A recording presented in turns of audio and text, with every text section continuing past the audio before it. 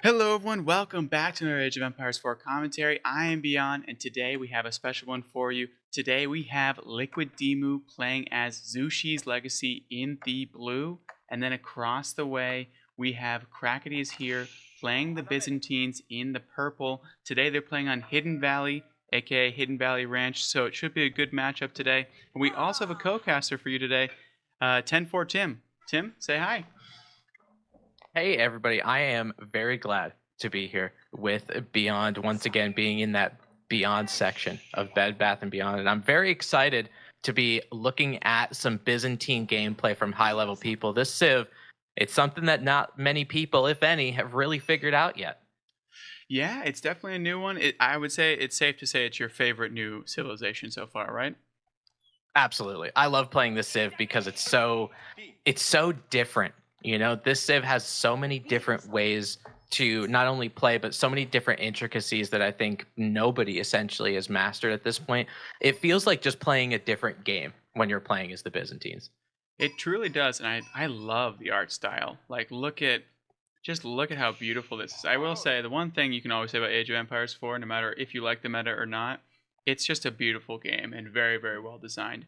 Before we go into the actual cast, though, I do want to shout out. Go follow Tim on Twitch. I will leave his link in the description below. You can also find Liquid Demus and Crackies down there. But I would highly recommend checking out Tim. He's a high-level, very funny Byzantine player, so you will be seeing him school a lot of noobs on there, and also it's a really good time. It's a very fun watch, so I would highly recommend it. I would say I appreciate the shout out. I would say the gameplay is quite hilarious. I agree with you. Now with the with the Byzantines here now, I don't know how much experience not only the audience but you Beyond have experience with it. But the first thing I want to click on is that little well. And you're seeing that little bit of water there, and you're just thinking about what is that? Well, that's a cistern. Usually in actual medieval times, that cistern would be up on a hill. You get aqueducts and you funnel in an irrigation system, basically using gravity to do so. Cisterns, while you're playing in game, don't necessarily need that, but good idea to get all of them. You can get up to 5. You can connect them all to make a water duct system. And what Beyond is hovering over right now is the 3 different things that you can toggle on the cistern. There's Conscriptio, Dialecticus, and Presidium. Now, these 3 can increase your military production speed, can increase your technology research speed, and increase the amount of defense your buildings have, respectively. So for all 3 of them. And that one very important one, where the Z key is down on the bottom, is the Akratoit defense, something that some Byzantine players have been forgetting, myself very much included. Your villagers get a little stronger. They can increase their damage, they increase their armor. So if they're getting raided at feudal age, which is something that Byzantines I've noticed struggle with, you have the ability to use villagers to create some kind of defensive system for you. And it looks like Crackety is going for the Hippodrome to start out. Yeah, I was gonna say I noticed that this kind of are around here, so maybe you can survive. The only one you probably wouldn't be surviving an early raid from is Joan of Arc because of how broken that civilization is at the current moment. But besides that, maybe you can survive a normal French attack. I will say we'll move quickly back to Zushi's Legacy, and then we'll go right back to for let Tim explain the Imperial Hippodrome. But Liquid Demu is going for the Meditation Gardens. This is obviously the passive landmark. Gets you all those passive materials where it's closest. So you can see he tucked it in between stone, gold, and some tree. We can see that we have 15, 15, and 6 per minute, and that scales up. So this is going to be super, super helpful to let just kind of hang out and get you plenty of passive resources. Which is why Zushi's Legacy is so good at the current moment, or one of the many reasons, obviously. The monks will, as we will see quite soon, I'm sure, are another reason for that. But it really does make them so they can just really boost themselves into that Castle Imperial Age and beyond. So we will go all the way back down. We can see that Crackety is also doing a little bit of walling off. As you mentioned, Byzantines might struggle with an early raid or two. So they're quick to put up that wall off. And we can explain the Hippodrome. Yeah, the Hippodrome is one of the 2 landmarks that you can get in feudal age, the other being the Grand Winery. But we'll talk about the Hippodrome for this one. This one acts as a stable, so you can pump your horsemen out and cataphracts once you get to castle age. And what's really important is the triumph ability. So there's a little bit of supply points. You get 1 supply point every 30 seconds.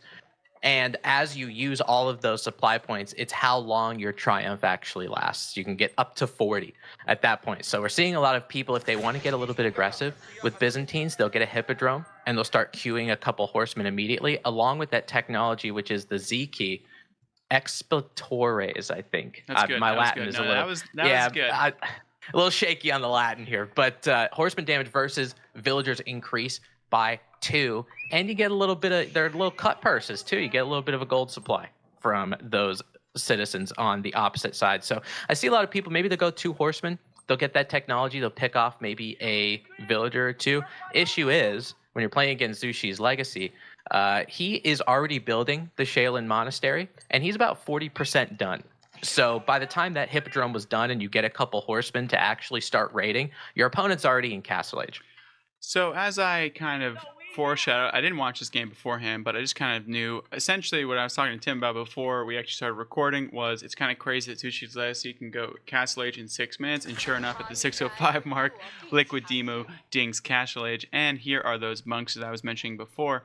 Yeah, so usually you can get some pretty good value with those early horsemen, and I can see just from the breakdown, it looks like Exploratores will actually pay for itself in about 3 villager kills, roughly. And if you get 2, that's also probably going to pay for itself as well.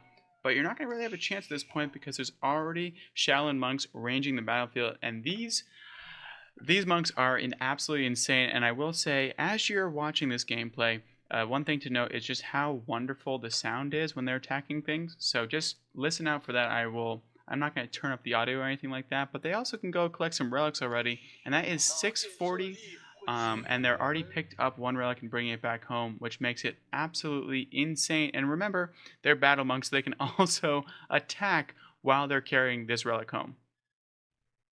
Yeah, and I mean, look at how much attack they have. They have 15 range damage attack, and their attack speed, 0.75 seconds is their attack speed. So they are bonking over and over and over again, and hopefully we'll see some of those sticks start raining hell on the Byzantine Empire. Now, Crackney on the other side, I think he's doing the right play, to be honest with you, against Zushi's legacy, is if your opponent is getting Castle Age that quickly, you gotta meet him there. And that's exactly what he does. Now, he does go with the Cistern of the First Hill. I really, really like this landmark. I understand it's very situational, but this one acts as a cistern, so you can get some of your water systems underway by the use of a landmark, which is very helpful. And you get the Pilgrim Flasks. So on non-siege military units, health regeneration by 25 per second for 10 seconds. This works very synergistically with the Catafracts coming out of the Imperial Hippodrome, giving them an extra 250 health as long as you have the micro to do so. On every individual Catafract, you can use it. You have flasks that refill every 45 seconds, so you have 10 active flasks. You can always check your cistern, pop back at it to see how many flasks that you have. So we'll probably see some bonking with some Shaolin monks, and we'll probably see some gulping coming out of Cataphracts. Yeah, we can see the infrastructure is already going up with all of these aqueducts. Just they do have the best looking base for sure. As we go, and we can see across map, they're already taking the sacred sites, and there's already 6 Shaolin monks out on the battlefield, which is absolutely. Oh, listen to that! Oh, God, I wish the wolf survived a little bit longer. Would have been a little bit nicer to hear the click click, but unfortunately, you can see Kracky's trying to deny this timer as best he possibly can. A little ring around the rosy action as quickly as he possibly can go. You do not want to be doing that, but listen to that sound, and they're just be running around completely, and the Jingyang Tower already going down. Now this map is interesting. Of course, it was going to be a little bit different pre changes to the chop through, so there was always a chance you can get to this middle sacred site and this relic. So it's actually working out pretty well for Crackety. I feel like it'd be a little bit tougher if Demo was actually able to access this middle sacred site and relic with Zushi's Legacy. So this map might actually be an ideal situation to go against Zushi's Legacy against them, because they actually can't start those timers too soon. Yeah, you're exactly right. Just because we're on the ranch dressing map, you're going to have the ability to do that. Now, Cataphracts getting their first little piece of action over here, taking down another bald man. So Demu's going to continue to make them. Bald men making more bald men, as we could see here. Then Cracky's going to go for Cataphracts. Cataphracts are a good unit against something like those Shaolin monks. Cataphracts have a decent amount of melee armor, so they'll be able to tank a lot of it. You can see that Cataphract at about half health now. If he chooses to hit the T key and use that Pilgrim Flask, he can heal that thing up to full health. And when you have a unit as expensive as a Cataphracts, it's so good. And you can continue to use them. You can plop them down right next to a town center and gulp. And you can end up killing a lot of villagers doing that. We'll be ending this sacred site also not being able to. You see the little gulp? We're gulping, ladies and gentlemen. Well, I didn't realize that was in that animation and little word popped up. So that is actually wonderful. And now I will be looking forward to that every single time I cast a Byzantine game. But these Cataphracts are just absolute units. Look at these things. They just have so much ability, and they also have a little trample ability as well. What's that like, Tim? Yeah, I really enjoy the trample ability, and hopefully we get to see it on some of these units. With spears, it's a little bit difficult because you get the brace on them, so maybe not so much. But he does go with the trample. You see 10 damage went up across all of them. You can get a technology to increase the amount of trample damage and some effects that you have. He's trying to gulp with a lot of these Cataphracts. One end up going down. That's a lot of resources, but look at what Crackety's doing with his micro. It's kind of like how Royal Knights work in Feudal Age. You can pull them away, get them to use their flask, and then by the time you re-engage, those spearmen aren't really focused on that when they're able to do a little bit more damage. So Crackety, even though he's going up against his counter, only lost about 1 or 2 Cataphracts, but I think more are going down here beyond. That doesn't look good for him. Yeah, and we also have 12 spears on the way, 3 more incoming. So Dimu's looking to put a stop to this Cataphracts nonsense and going, you know what, you have to build something else. Something else must change. We will switch over to the actual resources per minute at this point. But Cracky's kind of chilling right now. He's got a nice little safe base going on over here. We have 3 in the well. And how often do these regenerate? 25 per second. That is crazy. And then you only get 2? Or how many do you get of these things? Do they just constantly regenerate? So you can, yes. So it's every 45 seconds, if I remember correctly, and you can stack up to 10. Ooh, that's pretty nice. This is not a fight I feel like that Crackety wants. I don't think even with the healing. Actually, I mean, these Cataphracts with the gulp is looking pretty nice.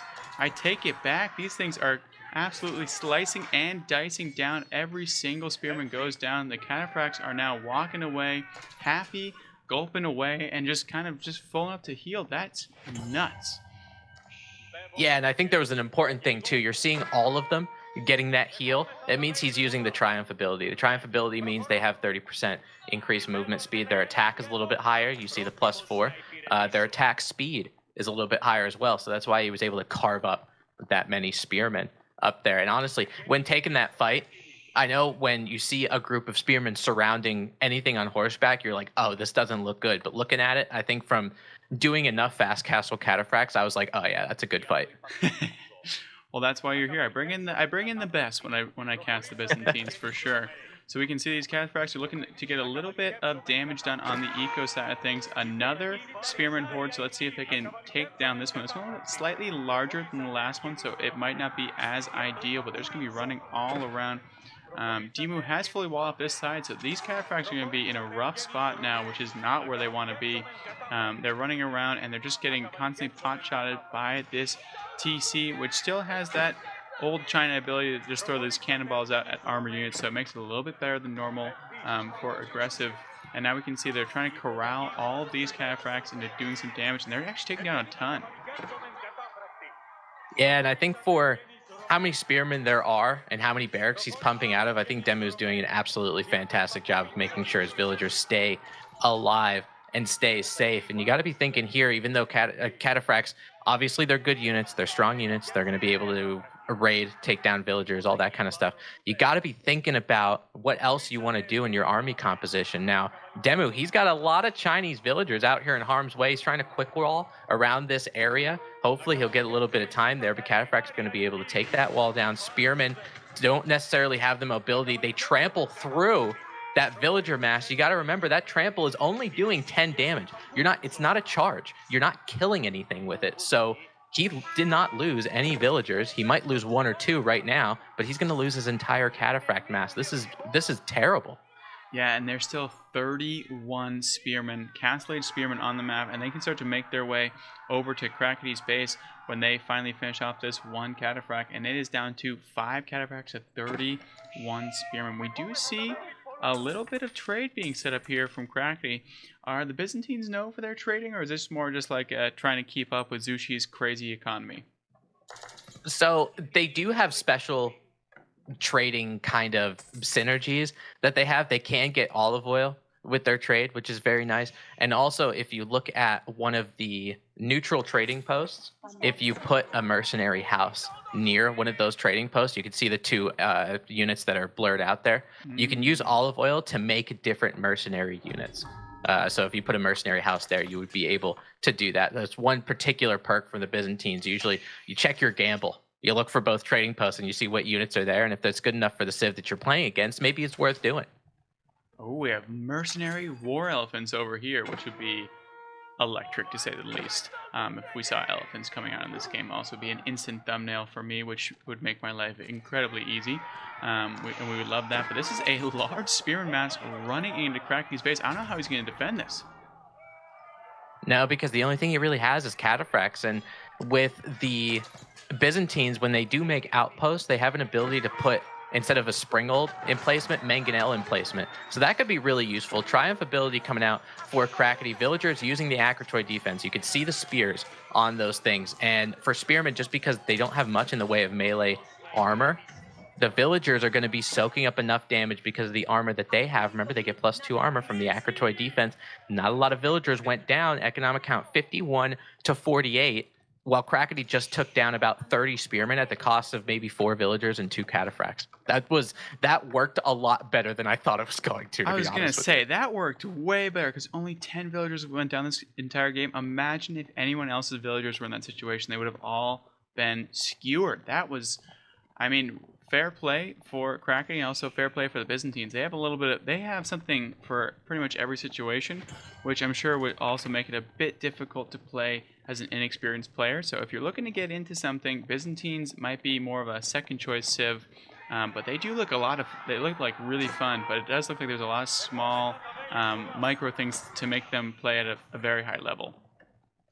Yeah, there's just a lot of things you can't forget. You know, like if Crackety had his Cataphract mass against a lot of those spearmen and he didn't use the Triumph ability, he would have been in trouble.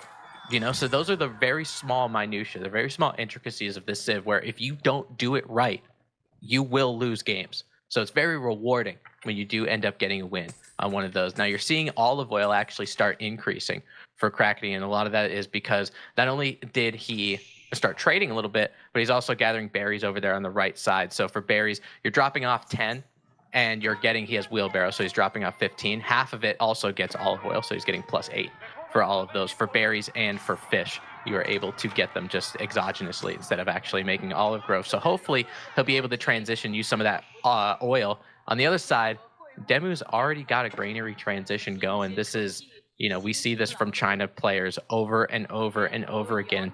And you know, from watching your parent China instead of Zushi's Legacy Beyond, once they get a granary transition like this and it's completed, it's almost like game over. Yeah, it's really, really hard to deal with them, especially because a lot of Zushi's Legacy units are just pure food, like the Shaolin Monk food. And like a lot of these things just require only food. They obviously require a little bit of gold sometimes as well, and those palace guards when they come through. So this could be brutal. I mean, we see another horde of spearmen running across the map. We can see that Crackety does respond with some archers, but I mean, these traders are going to have to hightail it out of here. Ain't no way they want to deal with that mass anymore. And I think Team is just going to run these things in again because he has plenty of food, and this army is essentially just pure food. So it's almost one of those things where he's happy to trade almost anything for it. Yeah, he really doesn't mind just because of how cheap those spearmen actually are. Cataphracts on the other side do use their Triumph ability, so they're going to be able to take down these spearmen pretty easily. And you see some of those flasks getting used. We're gulping. We are gulping. And one Cataphract does end up going down. They're trying to raid here, but it's just so many spearmen are getting produced so quickly. Now, for Crackety, he does have 3 cisterns, so it means his villagers' gathering speed is actually increased. It's 5% per cistern. So it does go up by 15%. The amount of villagers that he has, including the traders, he looks very good economically, but now, Beyond, you just saw with those aqueducts going down, another aqueduct going down, it looks like Crackety's water broke.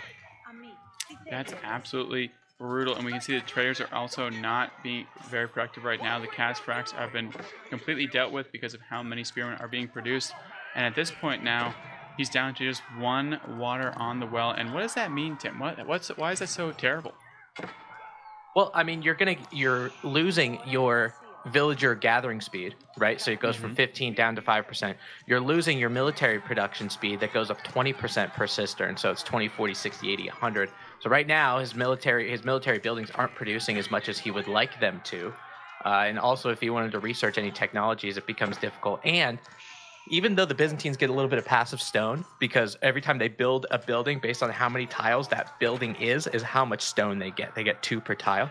The amount of stone that he has, he's going to need to think about going on to only make more cisterns, make more aqueducts. This really is one of the things that I love about the Byzantines because, yes, it is a very big bonus. Having the cisterns and pumping them out at 5 is fantastic. But it's there's counterability to it. There's playability to it. You're able to damage it and try to take it down. So Crackety's going to need to replenish those aqueducts pretty quickly.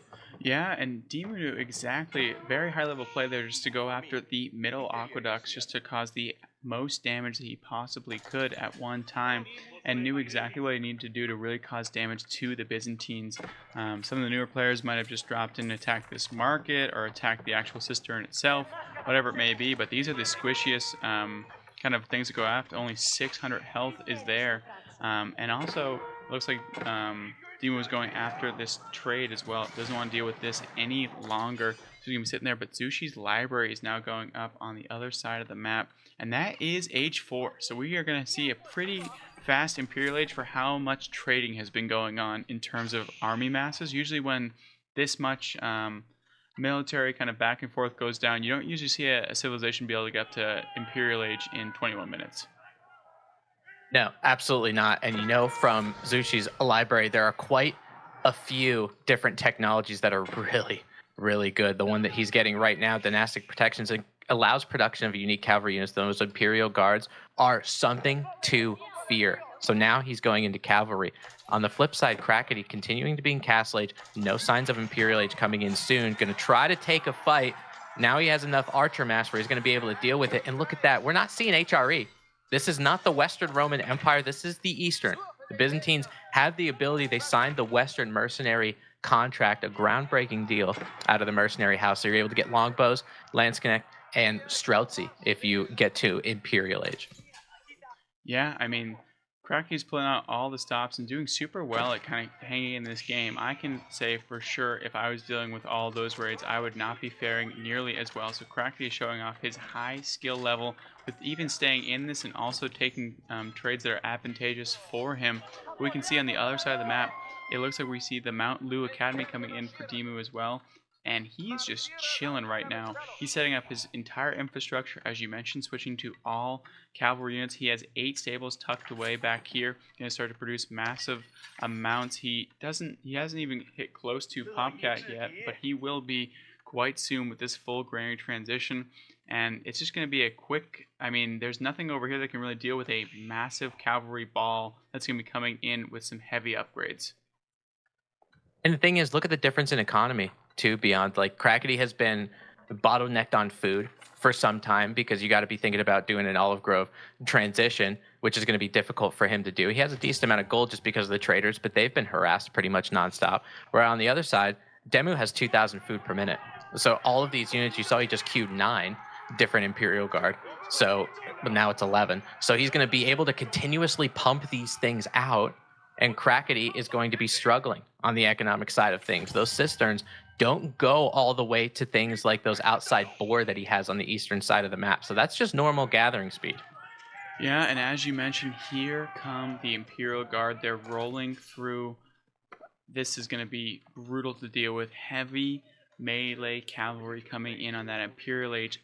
420 health. They have +2, +2. I'm sure +3 will be on the way shortly. And they're going to run through this army like a knife runs through warm butter. It's going to be really, really brutal. Because these Landsknechts, good into what they were dealing with before, not so good into what they're going to be seeing quite soon. No, because I think Crackety is continuing to think that he's going to be seeing spearmen or a spearman heavy composition. You know, he did see a little bit of horsemen, but he's not really sure what to come in with. Those Imperial Guard, now that he has, I mean, honestly, I feel like this is just a matter of time. As soon as he's able to get a decent amount of them, and I think just because of how high quality those Imperial Guards are, basically all he needs to do, and for how much armor that they have, all he needs to do is just go to his base and A move. Yeah, I mean, this is probably one of the issues right now. With, as I mentioned in the last video, Zushi's Legacy and Joan of Arc are pretty juice sieves right now. And this is why, right? This is why Zushi's Legacy is so good. You could see that they got into Castle Age in 6 minutes. They got to Imperial even with fighting in 21 minutes, and now they have 27 Imperial Age essentially juiced up knights, and they're roaming towards the enemy base, and there's nothing that you can really do to stop them. No, there really isn't. And I mean, what Crackety did with that faster castle and Hippodrome and Cistern, that's a play that I honestly love to do as the Byzantines. But if you don't make any kind of dent in your opponent's economy, you are going to be on the back foot for basically the entirety of the game. Crackety's trying to do that at the 26-minute mark. Maybe he's going for some kind of base trade strategy, but all those Imperial Guard are heading into his base. He has no defenses to do anything about it. There's going to see some villagers, some traders, any kind of civilian, they're going to be going down. Yeah, and they will not be going down from any of the stagnant defenses over here, and this is going to be, yes, he's in on the actual farm position, but as we can see, there's still a lot of defenses here of Imperial Age units to defend these Cataphracts, and they're trying to gulp away, but these are slicing and dicing through them, making quick work of them, and then once they make it through these Cataphracts, there's absolutely nothing to stop them on the backhand side. These archers will do negative damage, and there is the GG's. Well played by both players. And Tim, not much you could do there if you're the Byzantine player. No, there was not enough water in any of those flasks. You know, the Cataphracts, you saw how powerful they were in early castle, and then you saw how hard it dropped off in the mid to late castle kind of thing. So unless you're continuously pumping Cataphracts and you're continuously being able to raid and gulp with them, there is that drop off that you got to pay attention to. Zushi's Legacy, there's no drop off there, brother. Absolutely not. Well, thank you so much for joining us. Please do check out Tim's Twitch channel. I will leave that link in the description below. And if you guys do enjoy this, please do leave a like on this video, and also leave subscribe as well if you do enjoy. And Tim, any last words? Yeah, all hail the Byzantine Empire. Thanks very much for being here. Have a good night.